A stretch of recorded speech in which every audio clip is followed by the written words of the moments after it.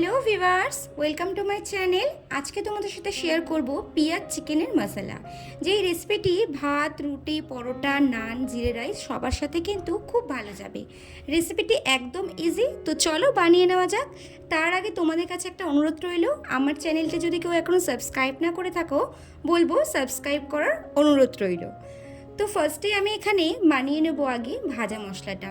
এখানে ভাজা মশলার জন্য আমি নিয়ে নিয়েছি গোটা ধনে, গোটা গোলমরিচ, গোটা জিরে আর 4টে এলাচ।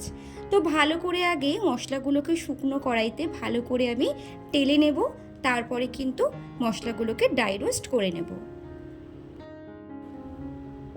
এখানে আমি 500 গ্রামের মতো চিকেন নিয়েছি। এখানে চিকেনটাকে কোনো ম্যারিনেশন করতে হবে না, এমনি জাস্ট জল দিয়ে ধুয়ে রাখলেই হবে। তারপরে আমি মশলাটাকে ড্রাই রোস্ট করে নিয়েছি। এবার ওই প্যানেই আমি একটু তেল দিয়ে এখানে ফোড়নের জন্য দিয়ে দেবো 2টো তেজপাতা, অল্প কটা দারচিনি, 2টো এলাচ আর 2টো শুকনো লঙ্কা দিয়ে ভালো করে কিন্তু তেলের মধ্যে আমি 2 মিনিটের মতো মশলাটাকে ভেজে নেব। তারপরে দিয়ে দেবো এখানে 2টো বড় সাইজের পেঁয়াজ। যেহেতু এটা পেঁয়াজ চিকেন মশলা, তার জন্য পেঁয়াজটা কিন্তু একটু বেশি দিতে হবে।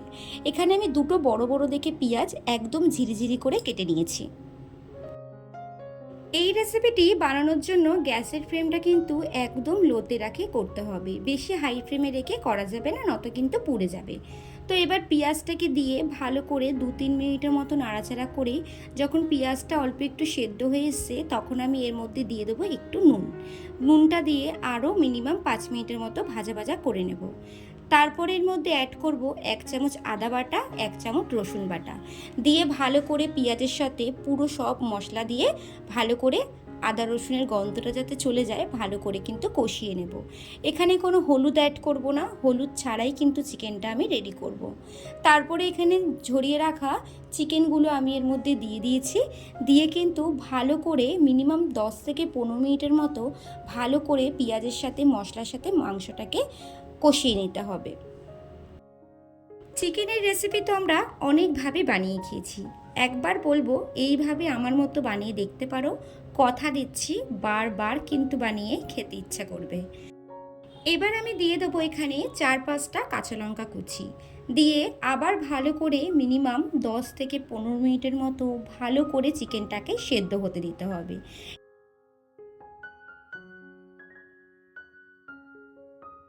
চিকেনটা আমার সেদ্ধ হয়ে এসছে। এবার আমি দিয়ে দেব হাফ বাটির মতো দই। আগে থেকে আমি দইটা ফেটিয়ে রেখেছিলাম। এবার আমি দইটা দিয়ে আরও কিন্তু 5 মিনিটের মতো কষিয়ে নেব।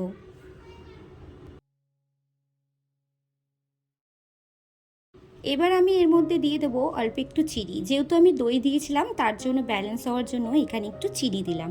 চিনি দিলে প্রত্যেকটা রান্নায় কিন্তু নুন মিষ্টি সমান থাকে, রান্নার টেস্ট কিন্তু দ্বিগুণ বেড়ে যায়।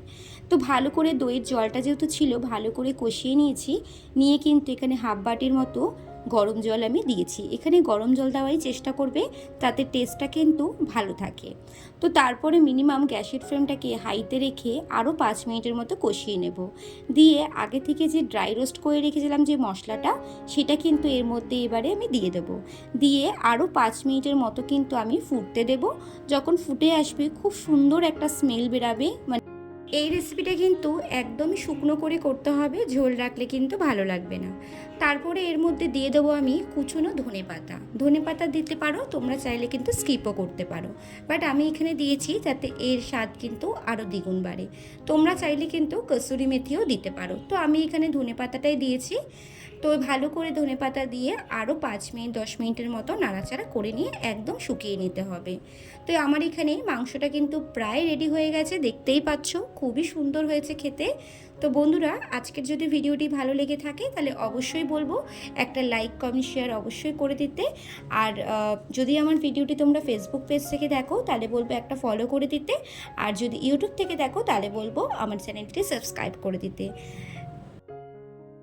তো আজকের মতো এখানেই টাটা, আবার দেখা হবে কালকে কোনো নতুন কিছু রেসিপি নিয়ে। তো thanks for watching my video.